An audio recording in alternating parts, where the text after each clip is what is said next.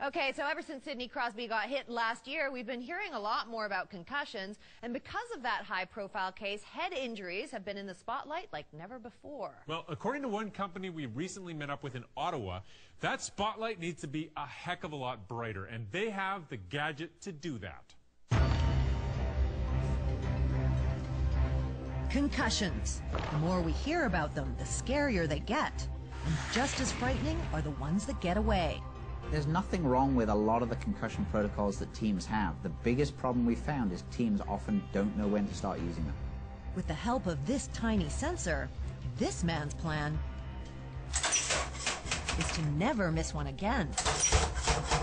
Shockbox is essentially an electronic impact alert sensor designed specifically to alert a trainer or a parent on the bench via a smartphone and say, hey, something happened, you need to start your concussion protocols. Danny Crossman knows big impacts very well. If you've seen the Hurt Locker, you've seen his work. He was one of the main guys behind the creation of heavy-duty bomb disposal suits. Then he dove into the world of shock sensors. All these kids in Iraq and Afghanistan getting exposed to roadside bombs. They need to gather that data and figure out, okay, what's happening over the long term so that they can put it into their medical records. Danny knew helmet-mounted sensors could work for hard-hitting sports like hockey and football, but it was a slip into the boards by his business partner's young son that brought the Shockbox to life.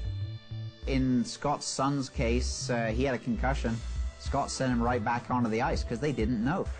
They didn't know because they didn't see. And since players themselves don't know they've been concussed, that is a big problem.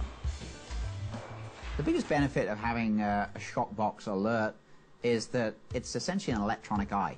It's looking out, it's always on, it gives them a quantifiable piece of data. The hit was about this big. At the company lab, Danny recreates those big hits to test the Shockbox in action. So on the drop tower we have a mechanical head which has an accelerometer in the center. When the head hits to the pad, it sends a signal to a computer that tells us what the maximum peak G-force was that the head experienced. When it comes to G-force, extreme fighter jet maneuvers push about 9G. And a car accident at 60 kilometers an hour? About 50G. But according to Danny, big hits in pro sports can pass 150G. In a big NFL study done by researchers here in Ottawa, 65% of concussions occurred around the 90G point. People can still get a concussion at 40G, but there's a large chunk at that midpoint. With Shockbox, the alarm is set to sound for any impact 65Gs or higher. But it's what comes next that's most important. When Shockbox sends an alert to the phone on the sideline of the trainer or the parent, on the player menu, an alert comes up with a color code showing that one of the players has been hit. They got a direction at the top of the helmet. It was 1 minute ago. That basically gives us some basic information that says, hey, assessment is required.